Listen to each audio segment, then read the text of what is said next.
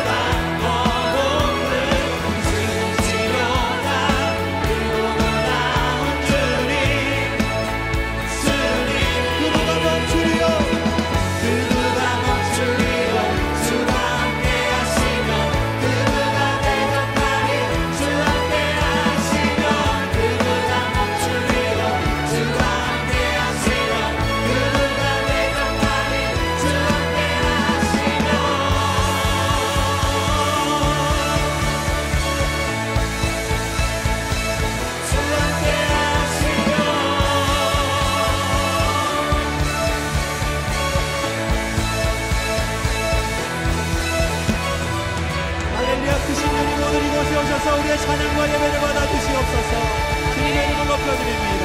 아멘.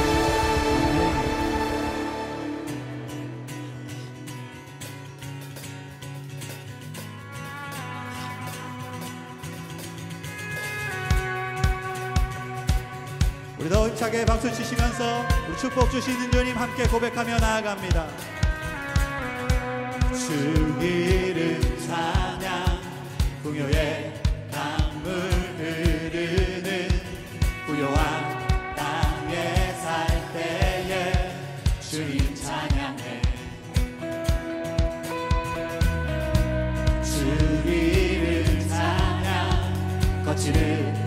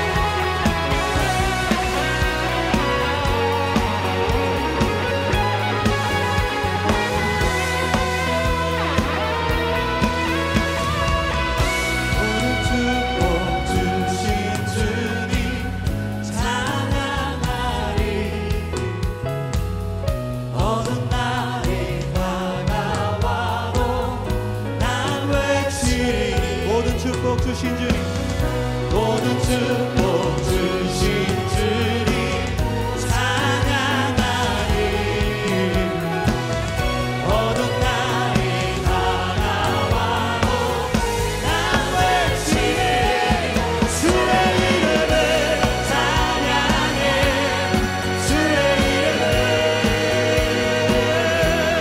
주의 이름을 찬양해. 영원한 주의 이름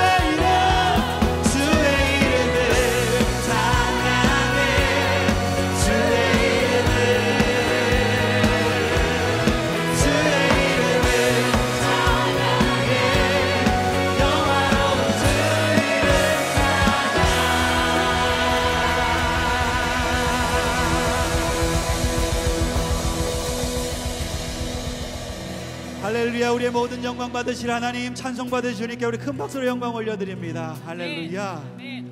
아멘. 아멘. 주님을 찬양하는 그 자리가 주님의 나라가 되는 줄 믿습니다.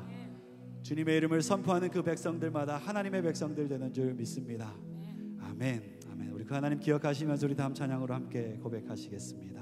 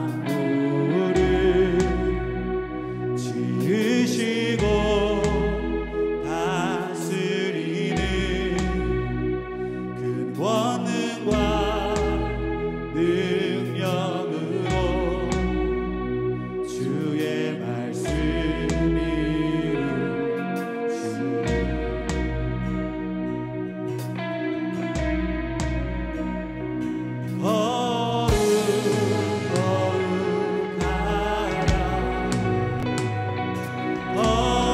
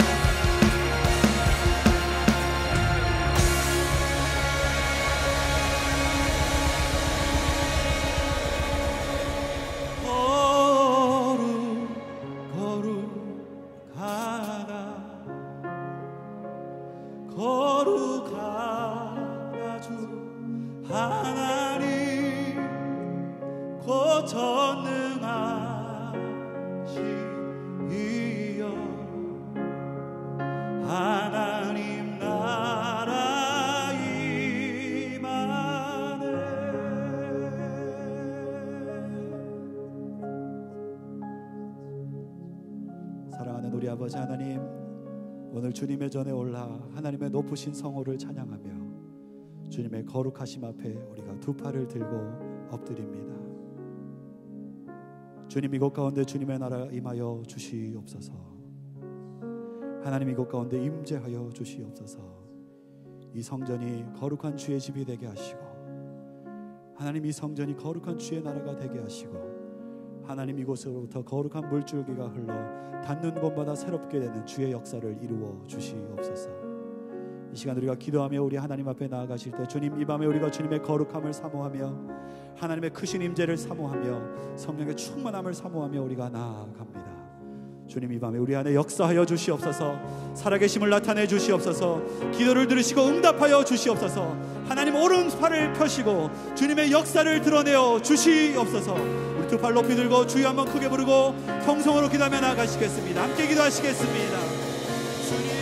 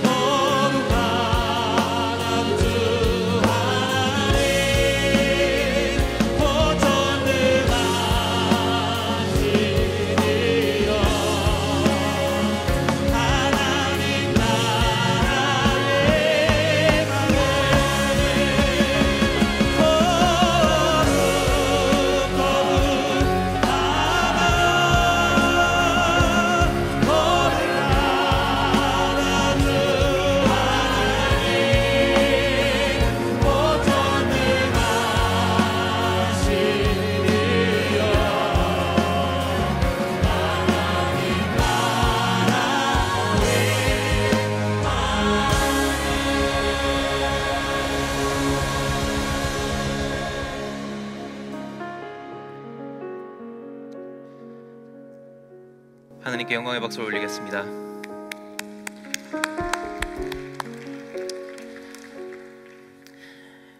오늘의 말씀은 사도행전 6장 1절부터 7절인데요.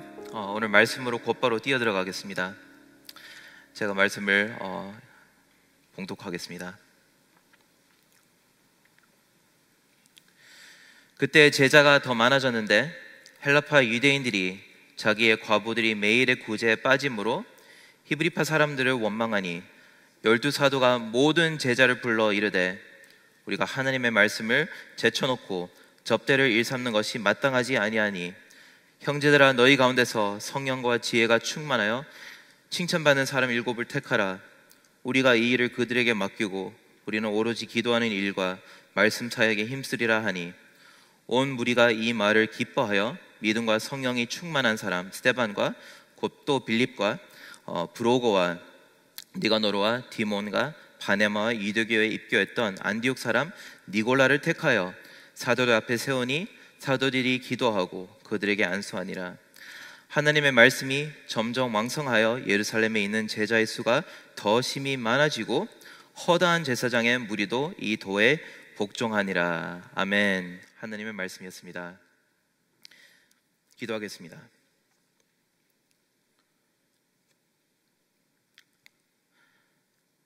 하나님 아버지, 주님께서 제 입에 넣어주신 그 말씀이 너무나 뜨겁고 감당이 되지 않습니다.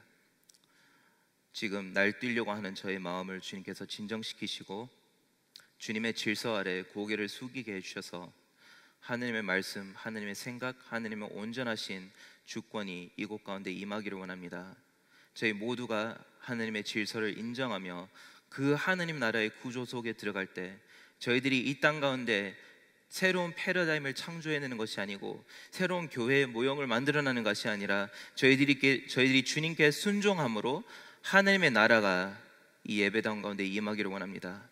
하나님의 나라가 임했을 때 그 모든 혜택들도 우리에게 임할 줄 믿습니다.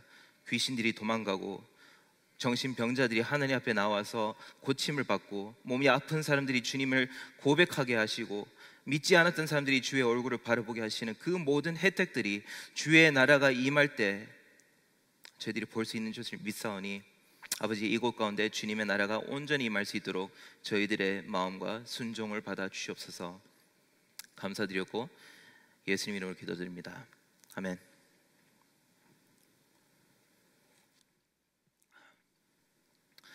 교회론을 다시 말씀드리자면, 교회란 하나님을 믿는 공동체이지만 성령님이 내주하시는 여러분 한 분 한 분이 교회의 일원이라는 것을 계속 기억해야만 이 설교 시리즈의 양면성을 깨달을 수 있습니다. 교회에게 하시는 하나님의 말씀이지만 동시에 크리스천이 자신의 삶을 어떻게 설계해야 될지 동시에 나타내는 말씀이기 때문에 교회뿐만 아니라 개인에게 유익이 되는 말씀인 줄 믿습니다. 여러분, 그래서 교회론을 배운다는 것은 즉 하나님의 형상인 나를 더욱더 잘 이해하고 그리고 교회를 이해하는 것에 어떤 동시다발적인 그런 혜택이 있습니다. 이번 달은 특히 교회의 역설에 대해서 말씀을 전하는데, 재물의 역설, 구조의 역설, 전통의 역설, 카리스마의 역설, 그리고 전문성의 역설, 이 모든 단어들은 세상 기업이나 조직의 토대가 됩니다. 세상 기업이 이것이 없으면 무너질 수밖에 없습니다. 하지만 교회에서는 교회에서 그 역설이란 것은 이러한 것이 교회에 누적되고 누적될수록, 의미 없이 누적될수록 교회가 제 힘을 발휘하지 못한 채 생명과 능력을 상실해 나갑니다. 그래서 이것 자체가 나빠서가 아니라 복음적인 요소를 대체하기 때문에, 아시겠죠? 이것이 나빠서가 아니라 구조가 복음의 어떤 요소를 대체하고 돈이 복음의 어떤 요소, 저번 주에 말했듯이 예수님의 이름을 대체하기 때문에 교회에 악영향을 끼칠 때가 너무나 많다는 것입니다. 그래서 이를 의지하는 교회, 이를 의지하는 크리스천 가정, 이를 의지하는 크리스천 개인은 언제나 성령으로 살아가는 것이 아니고 패러다임과 생각과 인본주의적인 사고관으로 살아가게 된다는 것입니다. 오늘은 구조의 역설입니다. 시작하기 전에 구조의 역설이라는 이름 자체에 대해서 좀 얘기를 해야 되는데요. 보통 조직이라는 말과 구조가 비슷하게 쓸 때가 있습니다. 그래서 구조 조정이라고 말할 때는 특히 사람들을 재배치하는 역할을 하지만, 회사 안에서 구조라고 얘기를 하면 어떤 재정이나 어떤 리더십 스트럭처나 방향성과 그리고 어떤 모든 방향성의 개념들을 포함한 총체적인 개념들의 집합이 구조라는 것입니다. 그래서 단순히 어떤 사람들의 배치뿐만 아니라 모든 생각과 사고와 그리고 체계를 일컬어서 구조의 역설이라고 말하고 있습니다. 하버드 경영학 교수 디오도르 레비트 1960년대에 기차와 철도 산업의 그 쇠퇴에 대해서 이런 글을 썼습니다. 기차와 철도 사업이 거의 망한 것은 교통이 줄어들었기 때문이 아니고 수요가 줄어들었기 때문이 아니라고 얘기하고 있습니다. 오히려 자동차 사업이 그 당시에 성장하고 그 당시에 철도 사업이 고객을 뺏긴 것은 본인들이 철도 사업이 아닌 교통 전체, 트랜스포테이션 사업이라는 큰 넓은 분야에 속한 줄을 몰랐기 때문에, 자신의 정체성을 올바로 파악을 하지 못했기 때문에 그에 맞는, 즉 교통 사업에 걸맞는 구조적인 조정을 하지 못했기 때문에 철도 사업이 쇠퇴했다고 말하고 있습니다. 즉 한 조직이 추구하는 목적에 따라서 유연하게 바뀌어야 되고 업그레이드를 해야 되는 것이 구조이지만, 하지만 조직의 목적이 구조의 틀 속에 갇혀가지고 방해가 되고 그 구조를 벗어날 수 없을 때 그것을 구조의 역설이라고 말합니다. 구조가 회사의 어떤 목적을 방해할 때, 교회에 있어서 구조의 역설이란 교회가 어떤 기능을 행사하고 어떤 목적을 추구해야 되는지를 망각하고 혹은 세상의 다른 기관들의 가치관들을 도입해가지고 그것을 위해서 교회를 꾸려가는 여러 가지 목적을 달성하기 위한 구조를 취할 때 교회 안에서 구조의 역설이 일어납니다. 교회는 예를 들어서 이윤을 남기는 기업이 아닙니다. 그렇죠? 그래서 이윤을 남기는 기업의 구조를 따라가는 것이 의미가 없다는 것입니다. 혹은 어떤 정치적인 이념을 로비하기 위해서 모여진 집단이 아니기 때문에 저희들이 어떤 그 정치적인 색채를 띤 구조를 가지면 안 된다는 것입니다. 교회는 하나님을 예배하고 복음을 전하고 영혼을 구원하는 그 사업에 종사하는 주님의 몸입니다. 아멘. 그 사업에 종사하는 그 분야에 속한 주님의 몸이기 때문에 그에 걸맞는 그 기능을 최대한 발휘하는 그런 구조가 필요하다는 것입니다. 따라서 교회의 존재 목적이 세상의 존재 목적과 다른 만큼 그 구조도 그것을 반영해야 됩니다. 여러분, 이 설교는 조직이나 구조 자체에 대한 비판이 아닙니다. 저는 체계를 사랑하는 사람입니다. 저는 가는 곳마다 체계를 세우는데 목적이 있는 체계를 세우는 것이 중요합니다. 하나님께서는 질서의 하나님이시고 혼돈의 하나님이 아니십니다. 구조를 사랑하십니다. 그리고 생명력이 있는 교회는, 제 일을 잘하는 교회는 항상 조직력과 구조적인 안정성이 있습니다. 고린도전서 12장에서 14장까지는 예배를 질서 있게 드리기 위해서 사도 바울이 교회의 체계를 잡아나가는 그의 체계적인 마인드셋을 볼 수 있습니다. 따라서 구조가 무조건 나쁘다는 것이 아니라, 다시 말씀드리지만, 구조가 복음의 어떤 요소를 대체하려고 하기 때문에 안 좋을 수가 있다는 것입니다. 주님의 몸된 교회가 갖추어야 할 구조가 세상의 것과 다르다는 것을 알아야 구조의 역설에 빠지지 않습니다.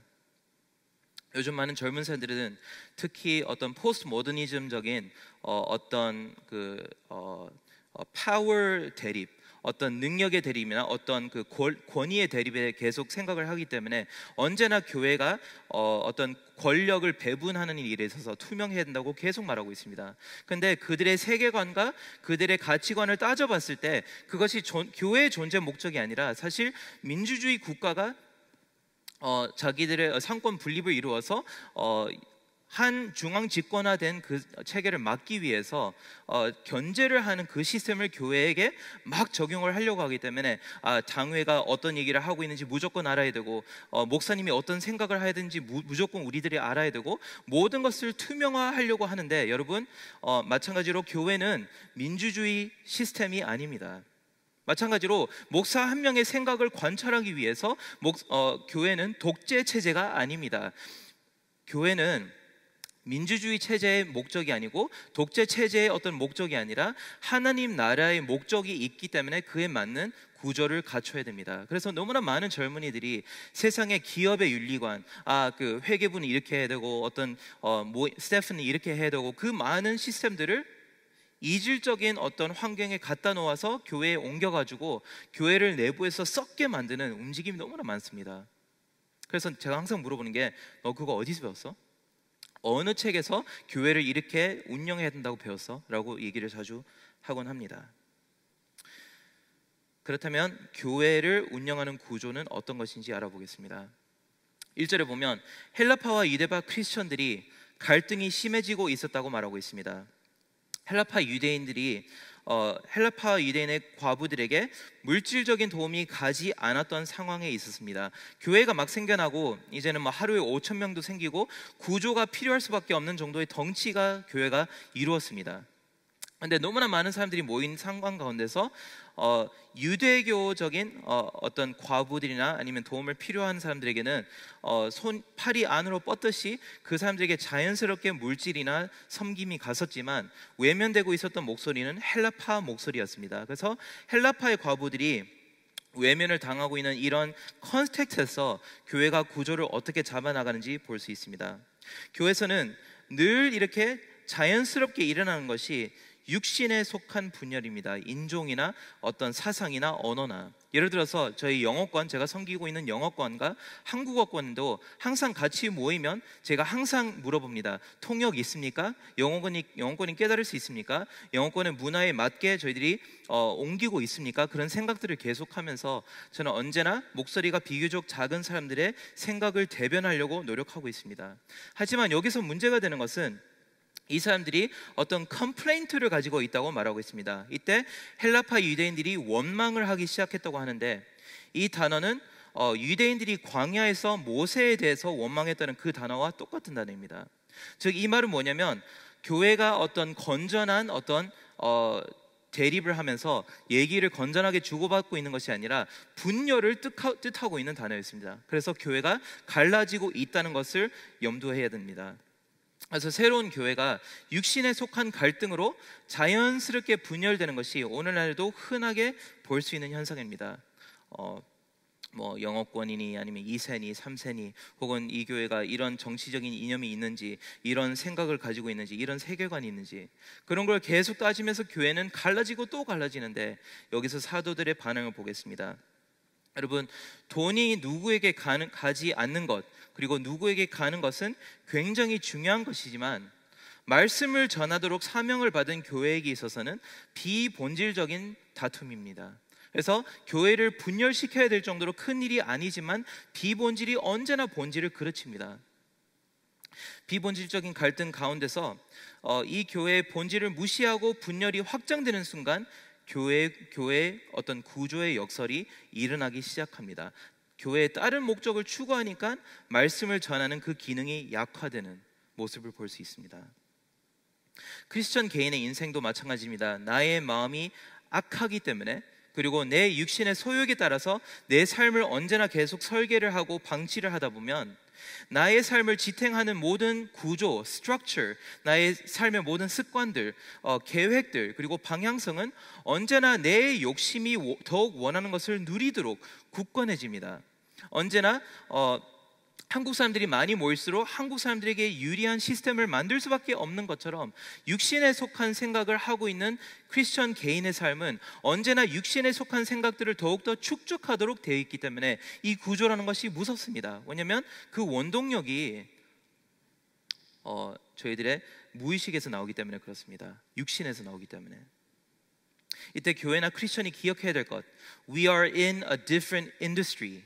저희들이 추구하고 있는 목적과 속한 조직의 정체성, 하나님의 몸이라는 것이 완전히 세상 것과 다르다는 것을 알아야만 나의 생각을 교회에 투영하는 것이 아니라 하나님의 구조를, 하나님의 질서를 나의 삶으로 수입하는 그런 움직임이 일어나면서 나의 삶도 건강해지고 나의 순도 건강해지고 교회가 건강해져서 교회가 제목을 달성합니다.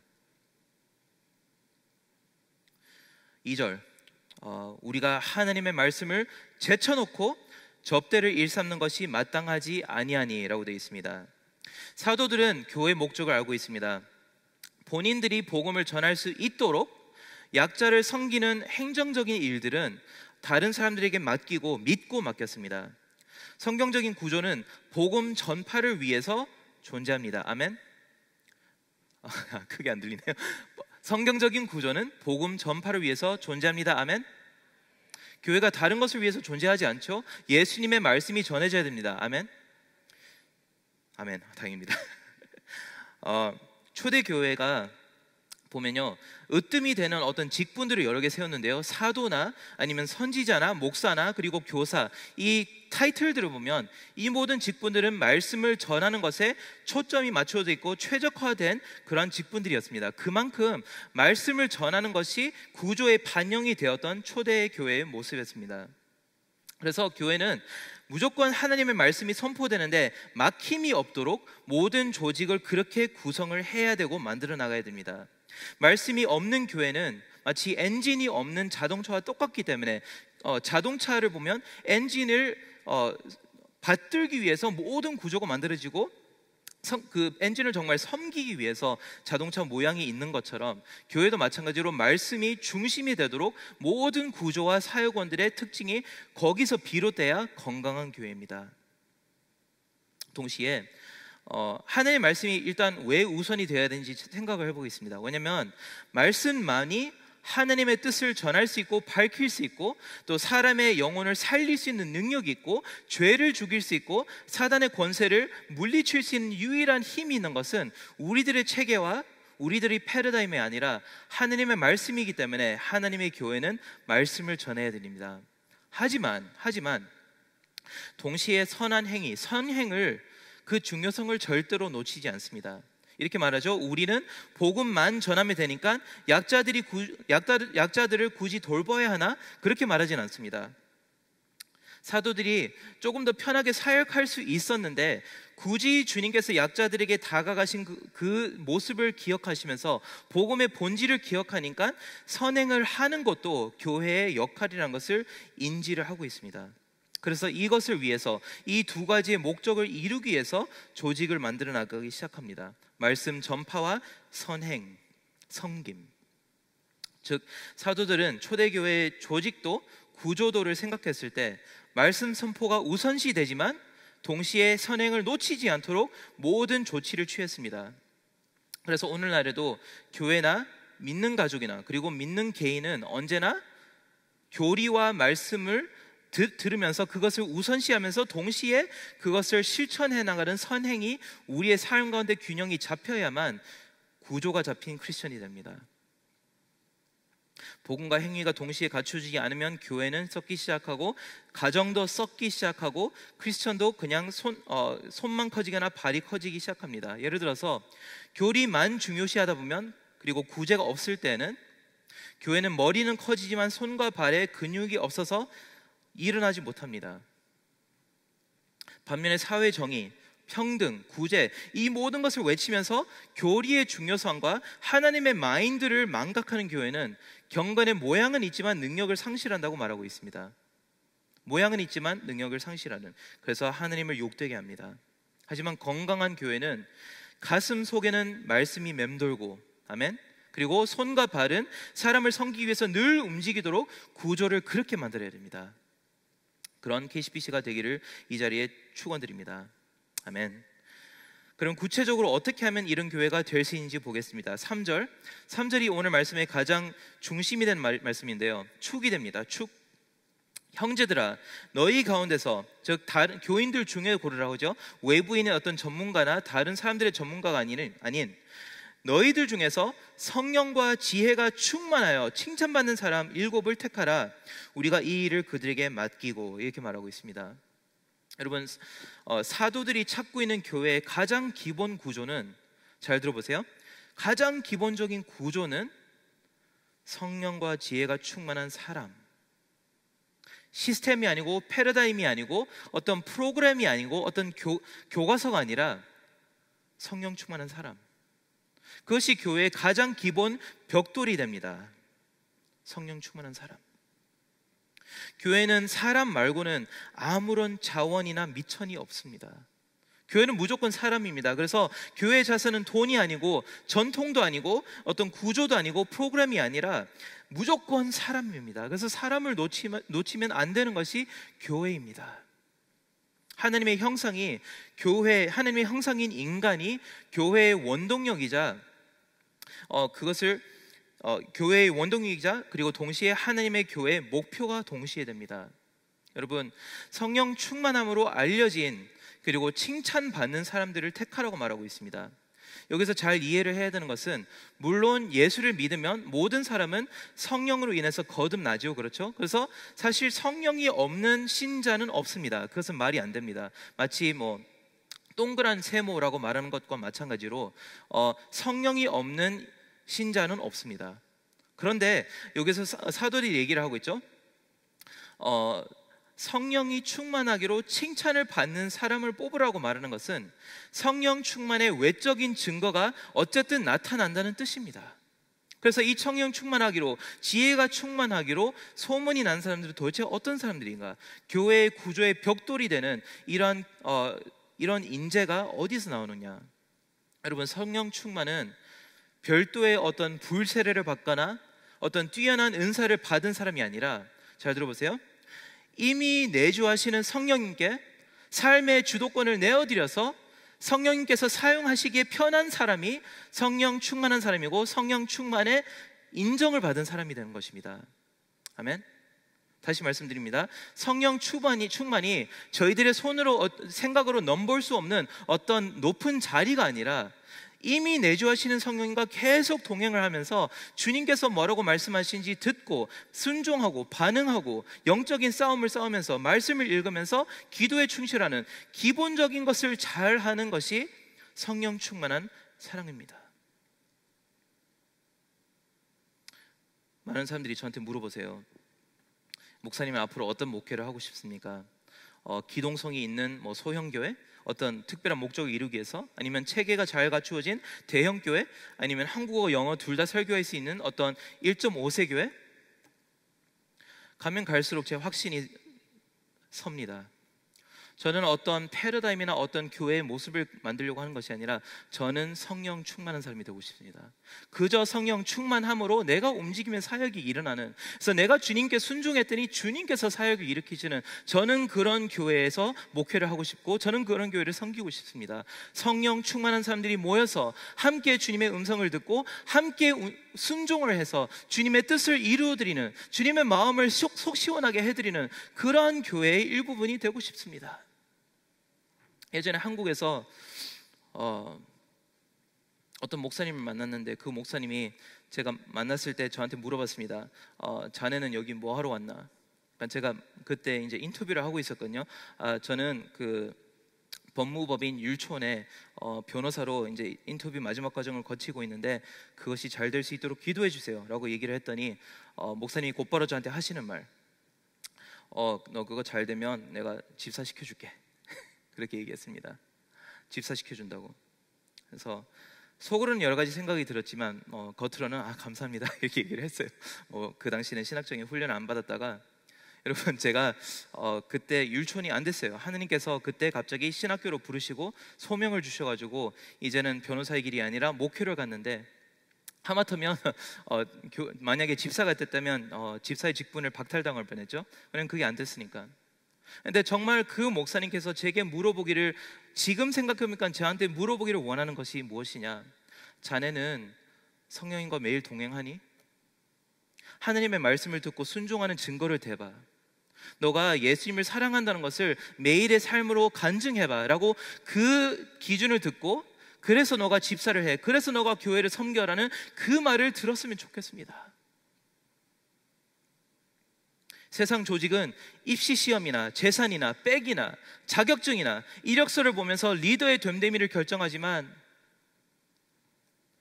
주님은 성령님께 붙잡힌 순종하는 사람, 인격적으로 성령의 열매를 드러내고 있는 사람, 겸손한 사람, 그런 사람들을 세워나가시면서 하나님의 교회는 세상의 모든 조직들과 다르게 거꾸로 밑으로 내려가면서 겸손하게 주님께 순종하는 사람들에게서 능력이 발휘되는, 여러분이 어떻게 KCPC를 섬길 수 있고 어떻게 KCPC에게 덕이 되는 존재가 될 수 있을까요? 여러분이 성령 충만하시길 바랍니다. 성령님께 매일 순종하시면서 말씀을 읽으실 때, 주님 오늘 내게 말씀하신 것이 무엇이고 그것을 깨달았을 때 내가 즉시 어떻게 순종할 수 있는지 제게 창의력을 주시고 지혜를 주셔가지고 내 회사 가운데, 내 삶 가운데 주님께 순종할 수 있는 방법을 알려주시면, 그 사람이 교회를 이끌 수 있는 지혜가 있고, 그 사람이 주님의 마음을 아는 사람이고, 그 사람이 구조의 역설을 극복할 사람입니다. 성령 충만하시길 바랍니다. 여러분이 그래서 교회의 벽돌이 되시길 바랍니다.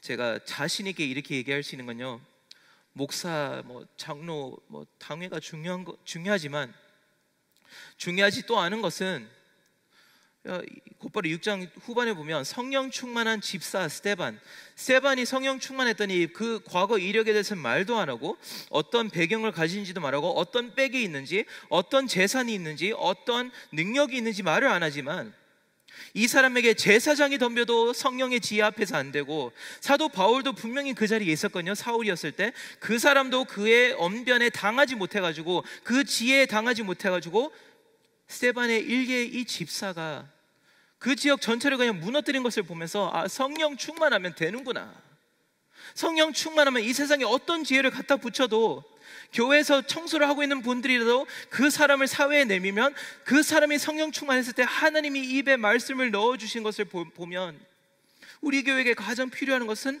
성령 충만한 사람밖에 없습니다. 저희들이 그런 교회가 되기를 꼭 소망합니다. 4절을 보겠습니다. 이 일을 그들에게 맡기고 우리는 오로지 기도하는 일과 말씀 사역에 힘쓰리라 하니, 사도들이 하는 말을 잘 들어야 되는데요, 교회의 어떤 행정적인 기능을 그들에게 맡기고 사도들은 기도하고 말씀 사역에 힘쓰겠다고 합니다. 여러분, 세상의 구조는, 특히 세상 조직은 행정적인 기능을 잡아야만 능력을 발휘할 수 있고, 행정적인 운영을 놓치면 교회의 리더십을, 그 조직의 리더십을 포기하는 것과 마찬가지입니다.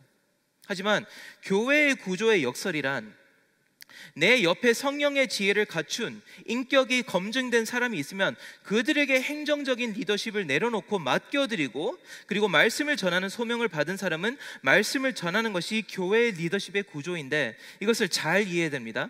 왜냐하면 사단이 틈탔을 때는 어떤 사람들이 자기의 위치에 따라서 이 말을 교묘하게 쓰려고 해요. 어떤 교회들은 너무나 평신도 사역에 집착한 나머지, 그래 목사들은 할 일이 없어, 우리한테 맡겨라고 말하고, 어떤 목사들은 이러니까 내가 붙잡아야 돼 라고 말을 하고 있는데, 여러분, 이 아름다움을 보겠습니다. 이 아름다운 조화가 뭐냐면, 이것이 가르치는 게 두 개인데요. 물론 이것은 한편으로 목사가 행정적인 기능을 양보할 정도로 목사님이 인격이 돼야 되고 성령님께 의지하는 그런 가르침도 되지만, 동시에 말씀과 기도 사역이 실질적으로 교회를 이끌어가지 행정이 교회를 이끌어가지 않는다는 것을 또 가르쳐주고 있습니다.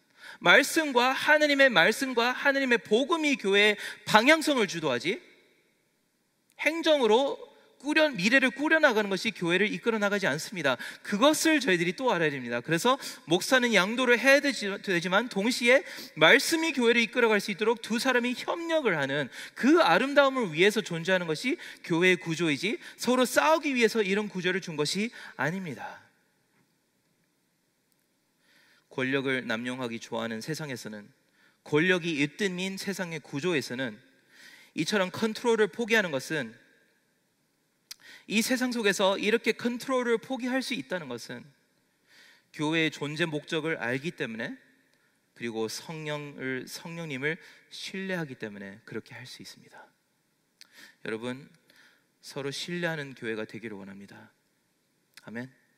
저와 여러분이 성령 충만하시고 당회가 성령 충만하고 여러분이 성령 충만했을 때 그 합작으로 이루어질 놀라운 하나님의 역사는 이루 말할 수가 없습니다.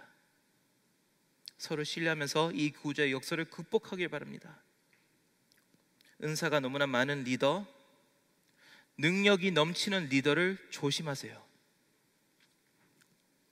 교회는 완벽한 한 사람을 통해 이끌어가는 단체가 아니라, 주님을 믿는 부족한 사람들이 성령님께 순종했더니 주님께서 이루어 가시는 역사를 정확하게 이루어드리는 그러한 구조가 교회의 구조입니다.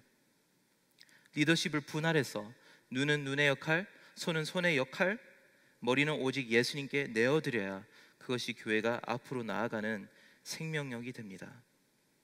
5절, 온 무리가 이 말을 기뻐하여 믿음과 성령이 충만한 사람 스데반과 빌립과 브로거와 니가노로와 디몬과 바네마, 그리고 유대교에 입교했던 안디옥 사람인 니골라를 택하여, 이 선택한 후보들의 이름을 잘 보시길 바랍니다.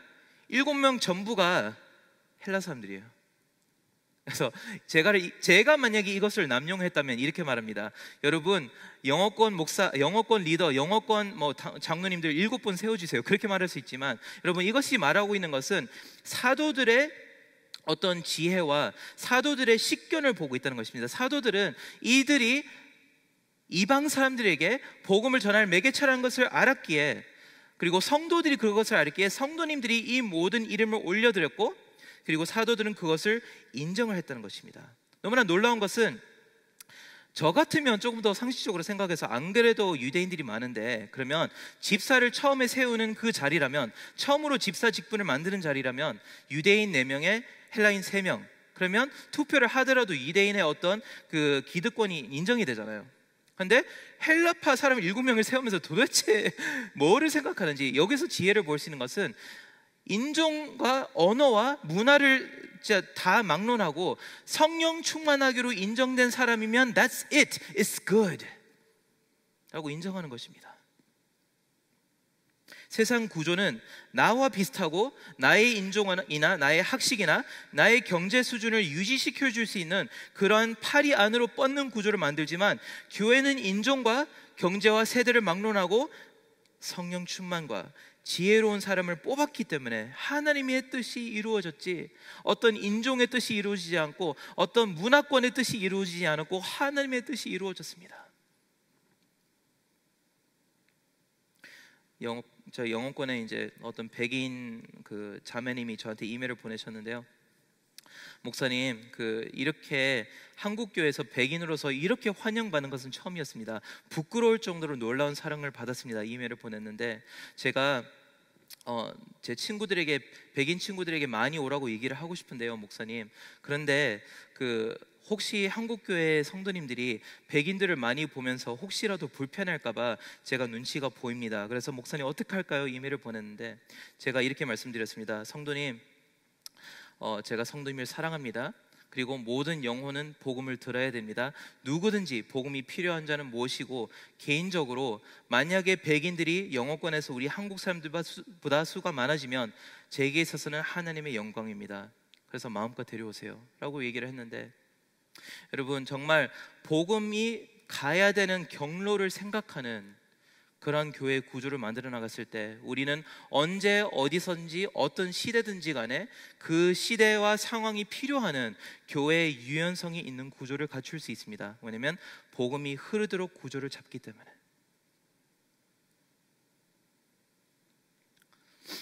6절, 사도들 앞에 세우니 사도들이 기도하고 그들에게 안수하니라. 집사를 뽑은 것은, 그러니까 캔디데이트 후보로 올린 것은 성도였지만 그런데 안수한 것은 사도들이었습니다. 교회는 독재 정치는 아니지만 동시에 완벽한 민주주의도 아닙니다. 그래서 대중의 의사만 반영하기 위해 있었다면 이 성도들이 7명의 사람들을 뽑은 것으로 끝이 났겠지만, 여기서는 상호 존중의 원리가 있어서 사람들을 뽑는 것으로 끝나지 않고 성경적인 권위, 안수를 받은 중직자들의 동의와 축복을 구했습니다. 너무나 아름답죠. 그래서 오디션을 통해서 가치를 입증한 것이 아니고 이력서를 제출한 것이 아니라 성령의 지혜로 인정받은 사람들이 사도들의 동의를 얻음으로써 리더가 된 것입니다. 성도들이 뽑았지만 리더의 인정이 동시에 있는, 계속 협력, 계속 서로 존중, 계속 서로 겸손한 교회가 이루어지고 있습니다. 세상은 무조건적인 어떤 민주정책이 옳다고 말하지만 교회는 하나님의 권위에 대한 순종으로 다져진 집단이기 때문에 아무리 다수가 옳다고 하더라도 하나님께서 세우신 권위를 인정하며 기도합니다. 이스라엘이 출애굽한 뒤에 만약에 다수 의결권으로 가나안에 들어갈지 안 들어갈지 결정을 했다면 여호수아와 갈렙은 돌 맞아 죽고 나머지는 무조건 애굽으로 다시 돌아갔을 것입니다. 교회는 다수의 생각을 반영하기 위해서만 있는 것이 아니고 또 한 사람의 생각을 반영하는 것이 아니라 하나님의 뜻을 권위 가운데 인정하는 구조여야 합니다. 아멘. 제가 한국어권의 사역원을 안 맡았기 때문에 자신 있게 말씀드릴 수 있습니다. 여러분 꼭 목사님들과 장로님들에게 잘 순종하시길 바랍니다.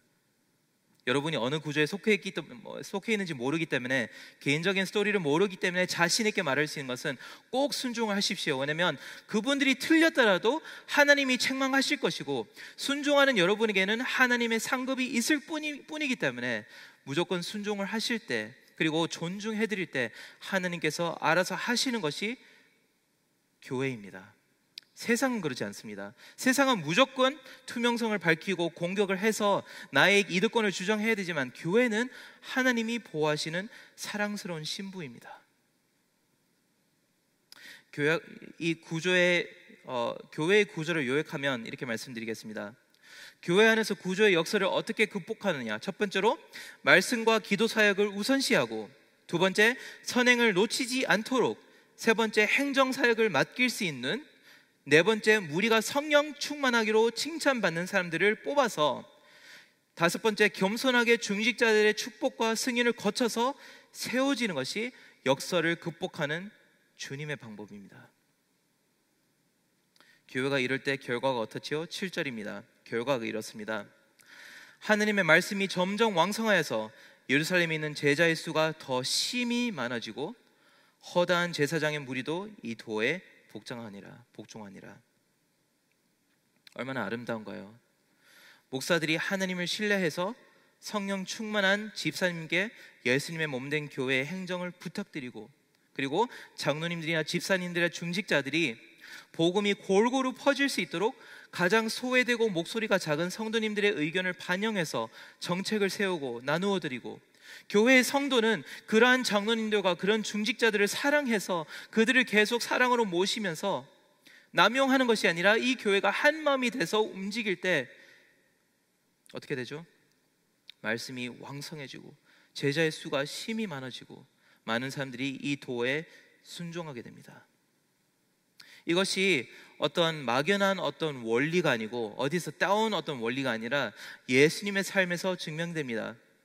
빌립보서 2장이 예수님의 삶을 요약을 하는데요, 너희 마음 안에 이 마음을 품으라 곧 그리스도의 예수의 마음이니 그는 근본 하나님의 본체시나 하나님과 동등됨을 취할 것으로 여기지 아니하시고 오히려 자기를 비워서 종의 형체를 가지사 사람들과 같이 되셨고 사람의 모양으로 나타나사 자기를 또 낮추셔서 죽기까지 복종하셨으니 곧 십자가에 죽으심이라. 이러므로 하나님이 그를 지극히 높여 모든 이름 위에 뛰어난 이름을 주사 하늘에 있는 자들과 땅에 있는 자들과 땅 아래에 있는 자들로 모든 무릎을 예수의 이름 앞에 꿇게 하시고 모든 입으로 예수 그리스도를 주라 시인하여 하나님 아버지께 영광을 돌리게 하셨느니라. 이 원리가 예수님의 삶과 복음 자체에 녹아 들어가 있습니다. 예수님은 세상의 구조나 조직적인 측면에서 가장 역설적인 인물이었습니다. 하늘 보좌를 누리실 그 분이, 모든 이름 위에 뛰어나신 그 분이 이 땅에 종으로 오시고 종이 모자라서 타올을 허리에 감으셔가지고 제자들의 발을 씻겨주시고 난 뒤에 이제는 죄 그 자체가 되셔서 십자가를 지시고 죽으셨는데, 낮아지실 필요가 없는 그 분이 나와 같은 죄인, 나와 같은 배신자를 향해서 내 양을 먹이라, 내 양을 먹이라, 내 신부를 책임져라고 말합니다. 저는 여러분 여태까지 많은 어떤 악독한 집사님들을 봤고 정치하는 장로님들을 봤고 정말 나쁜 성도님들을 많이 봤는데 그런 사람들에게 저는 제 아내를 못 맡깁니다.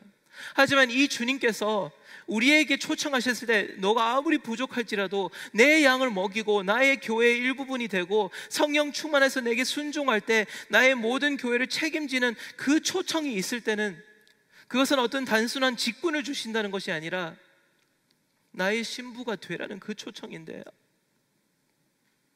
여러분 저는 교회를 너무나 사랑합니다. 교회가 너무 사랑스러워서 교회를 이간질하고 교회를 해치는 모든 이론들과 세계관들을 파회시키고 싶고, 그다음에 하느님의 질서가 꼭 이 자리에 자리 잡히기를 원합니다. 여러분 세상의 어떤 이질적인 관습들과 어떤 구조들을 이 교회에 수입하는 것이 아니라 하나님의 뜻을 온전히 이해해서 이 구조를 세워드렸을 때 주님의 신부가 아름다워집니다. 어떤 때가 묻는 것이 아니고 어떤 세상의 어떤 모습을 갖추는 것이 아니라 주님에게 어울리는 신부가 될 수 있도록 저희들이 그 모습을 갖추어 나가길 축원드립니다. 그렇게 됐을 때 저희들이 성령 충만함으로 주님의 교회의 질서를 깨달았을 때 저희들이 그 구조의 역설을 극복할 때 KCPC 가운데 말씀이 왕성해지고 제자가 심히 늘어나고 그리고 많은 사람들이 이 도에 순종하는 그러한 복음의 역사가 저희 교회의 구조를 통해서 있기를 축원드립니다. 기도하겠습니다.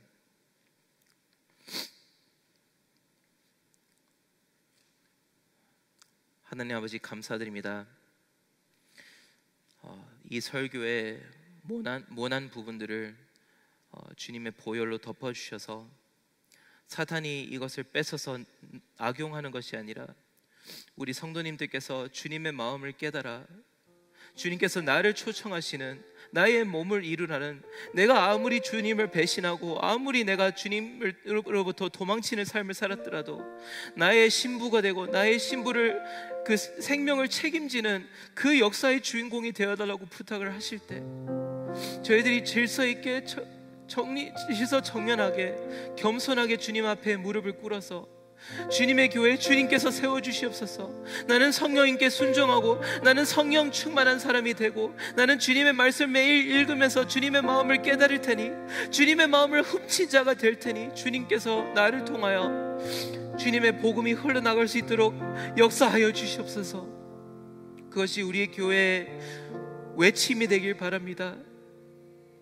장로님들과 집사님들과 순장님들과 목회자들이 서로 사랑하고 서로 신뢰함으로 성령 충만한 사람이면 그분을 붙들어 내가 할 수 없는 사역을 제발 대신 해달라고 고백을 드리고 부탁을 해드리고, 내 손이 뻗지 않는 인종에게 다가가 주세요. 내 입술이 다가가지 않는 그분들에게 다가가 주시옵소서. 나의 삶의 습관이 나를 만나지 못하게 하는 그 사람들을 당신이 만날 수 있도록 당신이 나가주세요. 성령 충만한 모든 사람들이 KCPC에 모여서 그러한 구조를 이룰 수 있도록 주님 영광 받아주시고 KCPC 사용하여 주시옵소서. 막힘이 없는 교회가 되게 해주시옵소서. 그 어느 곳도 방해받지 않는 교회가 되게 해주시고 원활하게 하나님의 마음을 시원하게 해드리는 이 마지막 날의 교회가 되게 도와주시옵소서. 저희 모든 직분자들이 주님의 마음을 깨달아 이제는 저희들이 조직에 매이는 것이 아니고 어떤 프로그램에 매이는 것이 아니고 어떤 권위에 매이는 것이 아니라 주님의 마음에 순종하겠다는 그 마음으로 협력해서 기도하게 도와주시옵소서.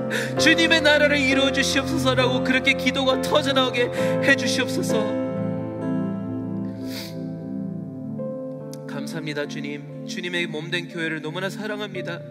주님의 교회 지켜주시옵소서. 주님께서 오시는 그날까지 이 교회 KCPC가 티끌 없이 계속 설 수 있도록 모든 주님의 백성들을 세워주시옵소서. 감사드렸고 예수님 이름으로 기도드립니다. 다 같이 찬양하겠습니다. 우리는 주의 백성이오니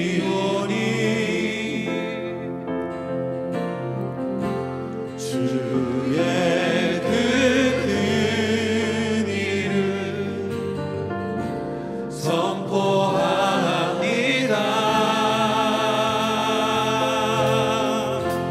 이곳 어두운 세상에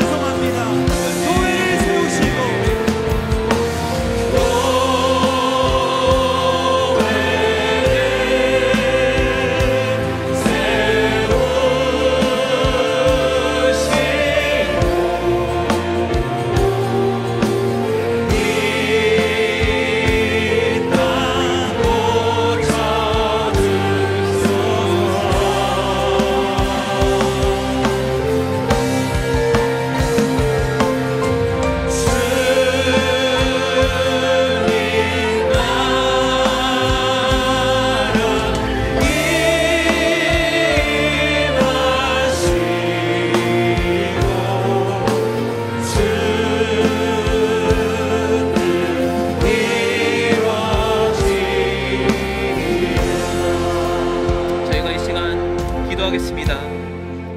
첫 번째로 KCPC의 모든 사역원과 부서가 말씀을 그리고 기도 사역에 전념할 수 있도록 저희들의 모든 구조가 하나님의 말씀을 증거하는데 온 몸을 헌신할 수 있도록 온 구조, 온 재정, 온 권위, 온 능력들, 온 달란트가 말씀을 전파하는 곳으로 향할 수 있도록 예수님의 이름을 듣지 못하는 곳에 하나님의 나라가 임할 수 있도록 저희들이 KCPC를 축복하는 마음으로 이 시간 기도하겠습니다. 주여 부르면서 이 시간 하나님의 나라가 임해달라고 기도하겠습니다. 주여,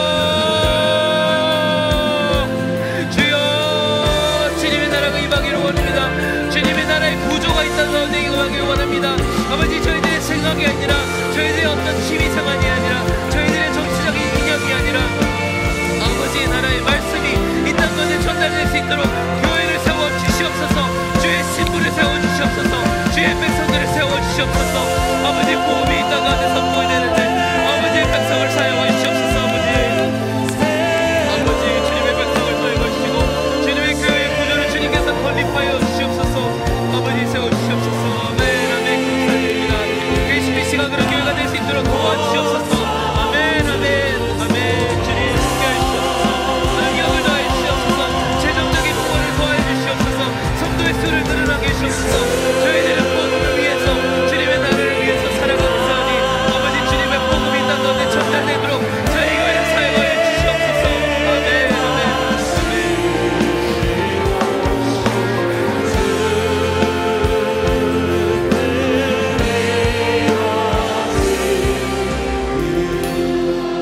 두 번째로 하나님의 나라 교회의 주인공은 목사가 아니요 장로들이 아니요 성령 충만한 한 개인이 주님의 음성을 얼마나 듣고 그 하나님의 소원을 이루어드리기 위해서 얼마나 갈급해하면서 그 주님을 매일 따르는 한 명의 크리스천이 교회의 주인공이고 교회의 벽돌입니다. 여러분, 이 시간 여러분께 물어보시기 바랍니다. 내가 성령 충만하여서 주님의 뜻을 따르고 있는지, 매일 삶과 직장 가운데서 내가 주님의 마음을 시원하게 해드리는지, 그 마음으로 주님, 저를 교회의 벽돌로 사용하여 주옵소서. 제가 주님의 뜻을 이루어주겠습니다. 아버지, 저를 보내주시옵소서. 주님, 제가 여기 있사옵나이다 라고 그렇게 고백하면서 내가 성령 충만할 수 있도록 이 시간 기도하겠습니다. 주여, 주님, 저희를 성령 충만하게 하여 주시옵소서. 아버지, 저희 마음 가운데 주님에게 순종할 수 있도록 아버지, 저희들의 마음을 붙잡아 주시옵소서. 아버지, 저희들의 성령 충만하게 도와주시옵소서. 주님, 저희들이 매일 주님의 음성을 순종할 수 있도록 도와주시옵소서. 말씀을 읽고 기도를 할 때 주님의 음성을 들어 주님의 마음을 시원하게 드릴 수 있는 저희들이 될 수 있도록 주님 붙잡아 주시옵소서. 그런 교회로 세워주시옵소서. 그런 주님의 백성으로 세워주시옵소서. 아멘. 감사드립니다. 주님, 감사드립니다. 주님, 감사드립니다. 성령 충만한 사람들 세워주시옵소서. 성령 충만한 사람들 세워주시옵소서. 아멘, 아멘.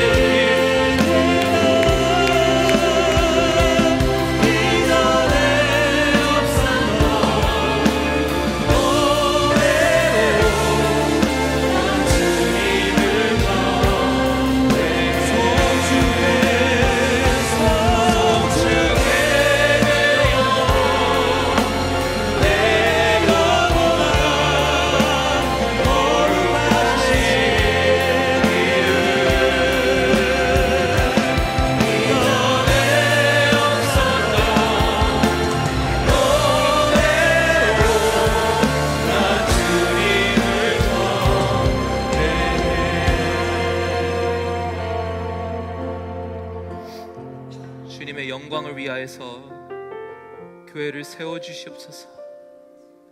저희들이 교회의 구조를 이루는 것은 나의 생각이 깃든 시스템을 만드는 것이 아니라 하나님의 나라를 너무나 보고 싶어서 주님의 백성이 돌아갈 고향이 그 그림자라도 보고 싶어서 이 교회 가운데 아버지, 저희들이 순종하겠습니다. 서로 사랑하며 성령 충만하겠습니다. 주님의 나라가 우리 교회 가운데 꼭 있기를 바랍니다. 그래서 저희들이 뛰어나지 않더라도, 은사가 부족하더라도 주님께서 계시기 때문에 우리 교회 모든 성도님들이 축복을 받고 질병이 사라지고 마음 가운데 어둠이 사라지고 복음을 아는 사람들이 늘어나고 주님께 순종하는 사람들이 매일매일 거듭나는 신나는 교회가 되게 도와주시옵소서. 감사합니다. 주님, 오늘 저녁 뜨거운 기도의 시간 나 자신이 성령 충만한 사람인지, 나 자신이 주님의 구조에, 그 질서에 순복하는 사람인지 오늘 저희들이 조용히 주님 앞에 살펴보면서 오늘 하루를 주님의 영광 속에, 주님의 사랑 속에 저희 모든 성도님들 잠들 수 있도록 이 시간 끝까지, 저녁 끝까지 인도하여 주시옵소서. 주님 감사합니다. 예수님 이름으로 기도드렸습니다.